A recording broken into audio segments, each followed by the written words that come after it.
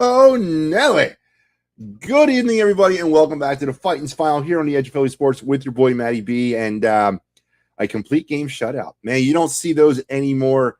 Not worth a damn. But Aaron Nola pulled it off tonight in a gem. Definitely not a pitching performance that reminds you of his September swoons or his late season collapses. Hopefully, this is the Aaron Nola we get all the way until Halloween, actually. So, outstanding pitching effort tonight. The offense supplied Aaron Nola enough of what he needed, and the Phillies cruised to a 4-0 victory over the Cincinnati Reds, sweeping the Reds, as well as winning their 70th game of the season. They now sit 70-55, and they get ready to welcome in the Pittsburgh Pirates. And boy, we got some things to talk about tonight because earlier in the day, a lot of news broke on the medical front of the Philadelphia Phillies. Bryce Harper was cleared to return to action tomorrow for the Philadelphia Phillies. His little stint in Lehigh Valley is now over. Brandon Marsh began a rehab assignment in Lehigh tonight, and Zach Wheeler was placed on the 15-day IL due to some right forearm tendonitis. Bailey Falter will take his place in the rotation tomorrow as he'll welcome in the Pirates over the weekend. So this was, I think, what we all needed to see from Aaron Nola, with some uncertainty with the rotation with the Wheeler situation. Nola comes out, and yeah, you can give me the Reds all day long. I got that. I'm not immune to that, but Nola's stuff was working pretty good tonight. I'm not saying he would have shut out the Mets, but his stuff was working really good. It was down. It was moving. It was vintage Aaron Nola, and you just don't get 9-inning shutouts anymore. And kudos to Nola. Kudos to Rob Thompson for riding the hot hand and letting him take it and letting him finish out the game. 4-0 Phillies. Let's head over to the line, folks, shall we, and see how it all went down. For the Reds, they finished with no runs and 5 hits. Phillies 4 runs on 7 hits. How all the scoring happened for the Phillies. Kyle Schwarber, as I mentioned earlier on the show, earlier version of the Phightins Phinal with Joe Marks, and I said that when he was asking me who do I want to reverse mush, and I said Kyle Schwarber because he was 1 for 16 in this series. Well, he answered the call here with the home run in the 3rd inning to give the Phillies a 1-0 lead. Sosa then would sacrifice Fly and Garrett Stubbs, who got to start tonight, make it 2-0 Phillies in the 5th, and then Sosa again would knock in Bradley Zimmerman, would not knock in Matt Yearling and Bradley Zimmer to score to make it 4-0 Phillies, and that is all the scoring that was required. On the offensive individual side of things, Schwarber was 1 for 4 with that homer and an RBI. Hoskins 0 for tonight. Bryson Stott 1 for 3 with a stolen base. Nick Castellanos 0 for 4. Gene Segura 0 for 3. Garrett Stubbs 1 for 3. Matt Verling 1 for 3. Bradley Zimmer 2 for 3. And Sosa 1 for 2 with 3 RBIs. Big night for old Sosa. On the red side of things, not really much to talk about. Senzel, Solano, Friedel, Aquino, and Lopez all accounted for the Reds' hits tonight. Pitching, what can I say? Aaron Nola, it goes to 9-10. 9 very dominant innings, 5 hits, no walks, and 11 strikeouts. On the other side of the bump, Justin Dunn will get the loss. He's now 1-2. He went 6, gave up 4 hits, 2 runs. Both of them were earned, 2 walks, and 5 strikeouts. And there you have it. 4-0 Phillies. Aaron Nola, the complete game shutout. So Walter chimes in and says, "You heard that mush comment?" Yeah, I'll own it. Hey, if that's what it takes, I'll be mushing the hell out of this team all the way. I mean, Kyle Schwarber was didn't hit well in the Mets series, and actually hasn't really been hitting well at all since the All-Star break. But he came back tonight and he answered the bell, and we needed it. And that was a monstrous home run too, monstrous home run. So yeah, I'll own that, Walter. Linda chimes in with 4-game sweep. Yes, that's right, Linda. 4-game sweep. 1 game at a time, 1 series at a time. Now it's on to Pittsburgh, or I should say Pittsburgh now comes here for a pivotal 3-game set. Bailey Falter will get the start for Zach Wheeler. The Mets, by the way, if you're keeping score at home, which I am, did win tonight. They beat the Rockies, so the Phillies remain 9.5 out of first place heading into tomorrow's action. Dave said the bullpen got a much-needed rest tonight. They did, Dave. They did, and with the potential of bullpen games, with the potential of a uncertainty when it comes to Zach Wheeler. And by the way, if you're keeping score at home as well, Wheeler's placement on the 15-day IL is retroactive to August the 22nd. So just for you to keep score at home. And I guess maybe Lehigh Valley has something to look forward to here in a couple more weeks. Now they'll probably have an opportunity to have Zach Wheeler go down there and start a game or two. So got to keep the seats filled everywhere, right? But no, with the potential of bullpen game with Bailey Falter, any opportunity that we have to rest our bullpen is going to be a much needed opportunity to rest our bullpen. So I agree with you, Dave. It was a much needed night for the bullpen to have off. As I mentioned, the Mets did beat the Rockies tonight 3-1. The only other game in action tonight, it was a very light night on the MLB schedule. The only game that really affected the Phillies was the Cardinals. They beat the Cubs earlier today, 8-3, and that was pretty much it. So we gained a half a game on the Padres. We also gained a half a game on the Braves. So again, all good news as we move forward into this weekend. Still 9.5 games out of first place. I haven't given up. We're going to win that division, goddammit. Dave, does Bryce DH tomorrow night, in your opinion? I don't know where else you're going to put him at, Dave. He's not going to play right field this season. His right field days in 2022 are over. I don't know where else you would put him. So yeah, obviously he's going to DH. The question now is who goes down. I heard them talking a little bit on the broadcast tonight about potential suspects or suitors. I don't know who it is. Sosa really made a case for himself tonight. I'm not even sure if Munoz is still up with the team or if Camargo is still up with the team, but you can't send a pitcher down. So somebody's going to have to go down. I'm not really sure who that is. Do you release Zimmer? I mean, what do you do here? So I don't know. But yes, to answer your question, Dave, Bryce Harper will most certainly DH tomorrow because I don't see any other position on the field that he can play currently. So hope that answered your question, Dave. As the aforementioned Pirates series, tomorrow the Phillies will welcome in the Pirates for a 3-game set, the first of 3, tomorrow night, 7:05 at the Bank. Bailey Falter, as mentioned, will get the start. He's 1-3, 4.40 ERA, pitched a hell of a game his last time out, the game that I was at last Saturday night against the Mets. He'll be opposed by Bryce Wilson, who brings his 2-7, his 5.74 ERA to bear against the Phillies, and an opportunity for the Phillies to keep this thing rolling through the weekend. And,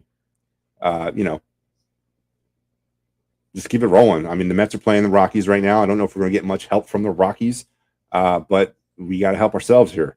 Got to keep winning. The Mets do have the Dodgers looming, and, we have to we got to win every damn game, really. We just can't rely on anybody else. So got to keep this thing rolling, take advantage of the schedule we're playing, take advantage of the teams we're playing against, and don't let them breathe. Step on their necks. Keep them under the water. Do what you got to do to win. Linda says Zimmer. Yeah, I mean, he had the most offense he's had as a Philly tonight.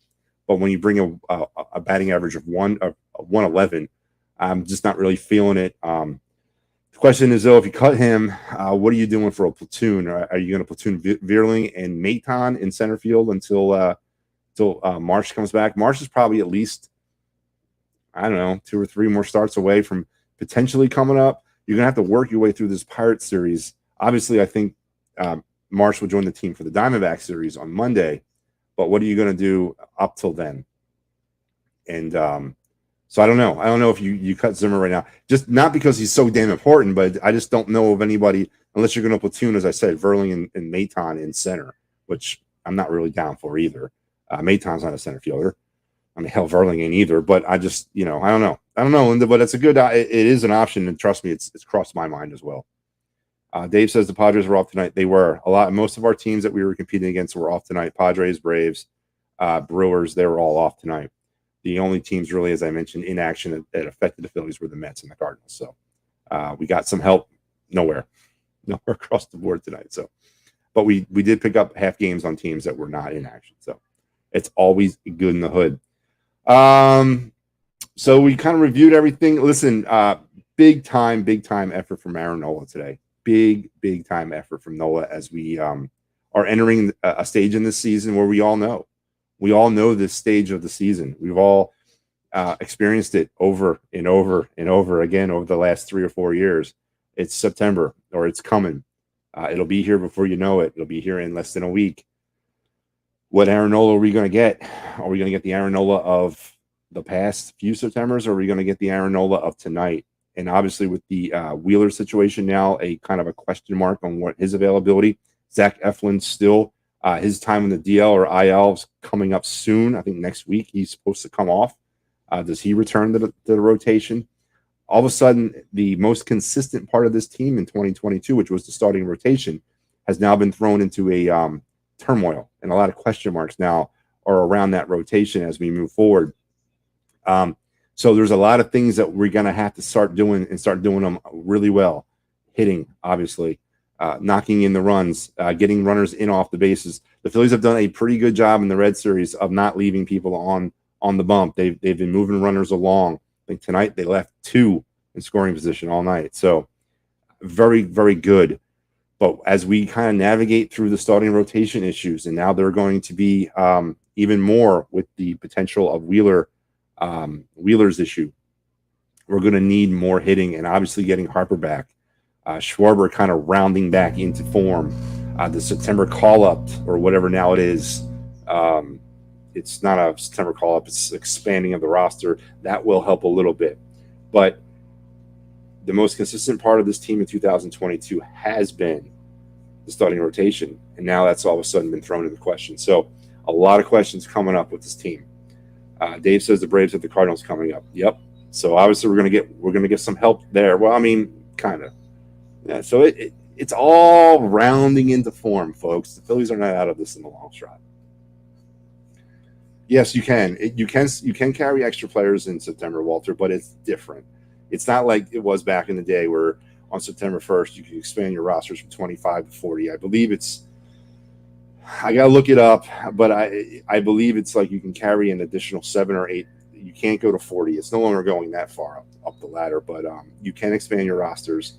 I believe it's by 10, I want to say. Maybe a little less than that, but it's no longer like it used to be back in the day where you could call up your basically your entire AAA team and then ride the wave with that to the end of the season. But there is going to be extra players and extra arms available, but that's not what we need, right? We need pitchers. We need seasoned veterans. We need Zach Wheelers. We need top of the end rotational talent to carry this thing to the end, because, well, that's what we're left with right now. We're left with an Aaron Nola who went 9 innings tonight and gave up, nothing. That's what we need going forward from all of them this point forward. And it's sorry again tomorrow. Bailey Falter. Now his job is very clear. Win. Very clear. Win. So Bailey Falter in the shoot for tomorrow against the Pirates. Dave wants to know, did I go to Lehigh? It's a pretty vague question, Dave. And where are you, the Gestapo? Are you tracking my movements, man? I've been to Lehigh many times. And what part of Lehigh? Are you talking of the town of Lehigh? Are you speaking of the Lehigh Valley? Be more specific there, comrade. What do you want to know? I'll tell you. Don't beat around the bush. No, I did. I went to Allentown yesterday. I went up there last night to check out the Iron Pigs and the Gwinnett Stripers, and I checked out some Bryce Harper action. So, yeah, I was up there last night. That is why I was unable to do the final last night. I ended up doing a final this afternoon right before this game to kind of get caught up on that one. I am a lot of things, and dedicated is certainly one of those. So I knew you guys were waiting on my I know we couldn't turn the page on last night's game to this game until I did the final. So it's all about the audience. It's all about giving you what you want. So yes, Dave, I was up in Allentown last night. All right, folks, that is going to wrap me up tonight. 4-0 Phillies, a dominant effort by Aaron Nola. 11 strikeouts, went the distance. And Dave says nice. Yeah, Coca-Cola Ballpark is very nice. I highly recommend, if you have not been. It's a economically doable event when you're only paying it like $18 for a ticket, and that's like lower level stuff. And I think I got like 4 hot dogs, 2 sodas for $16. No, and a bag of pretzels too. All that for $16. So it is very economical, feasible. Head up to the Lehigh Valley. And right now, I mean, you can get a parade of Phillies up there. You got the Bryce Harper thing. Derek Hall is still down there, at least for another week. I'm sure he'll be back next week with the Phillies, but he's still there. They're still in town over the weekend. You got Brandon Marsh that's down there right now. So if you're not doing anything, and you want to save a little money, but you want to catch some really good baseball, head up to Lehigh Valley and check out the Iron Pigs. And they're a first place baseball team too. So they lost tonight, but they're around there. They're definitely competing for a division championship. So all good stuff. Sean says, what's up, man? Nola was awesome tonight. Most certainly was, Sean. And this is the effort we're going to need from him from going forward. I mean, if we get this from him over the next 4 or 5 starts, it'll erase all of the September bugaboo that he's had, or at least for me, it will. I mean, I'll be on board, but we're going to need it. And I know the naysayers out there are saying, well, it was against the Reds. Yeah, it was against the Reds, but still. He went 9 innings.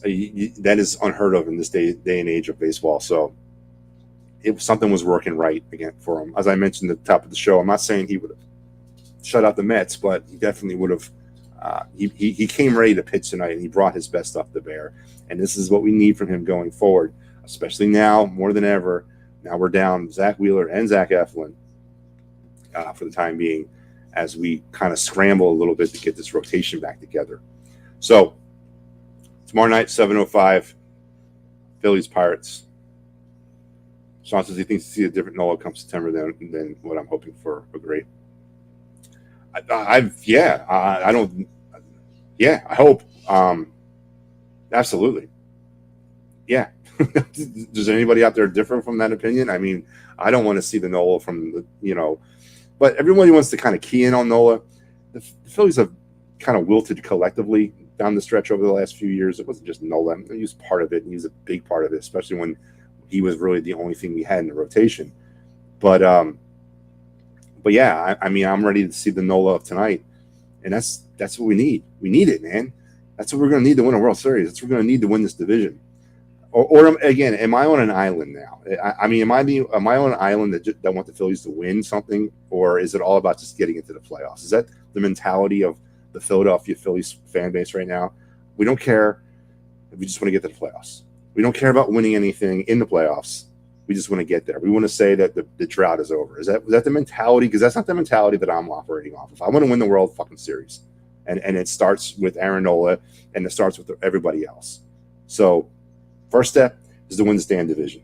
The next step is obviously to win advance on through and win the World Series. So I'm not all about making the playoffs. I don't care about that. I want to win in the playoffs. So we're going to need the Aaron Nola himself tonight. Diaz did not close tonight for the Mets. It was Acevedo interesting to me. Yeah, very interesting. It could be another one of those type situations that the Phillies are dealing with the Reds, Dave. I mean, unfortunately, maybe no one's taking, or the Mets are not taking the Rockies post serious. That could be what's going on, and maybe they're trying to give their guys some rest. That's definitely something to keep an eye on, though. Diaz to me is not all that, and I think the Phillies have figured him out. The last 2 times the Phillies have faced him in closing situations, they've hit him. Now they've not beat him, but they've hit him. So that's the road to beating him. So I'm not big on Diaz, but he has been dominant this season. Listen, I'm gonna wrap it up. Talking all night, man. Tomorrow night, 7:05, Phillies welcoming the Pirates for the last 3 games of this homestand. This 11-game homestand comes to an end. Phillies will then hit the road, Arizona, San Francisco, before coming back home again in September. Last series, I should say, at Citizen Bank Park in the summertime, as we will be past Labor Day the next time the Phillies return to South Philadelphia. So go ahead, go either to go to the bank.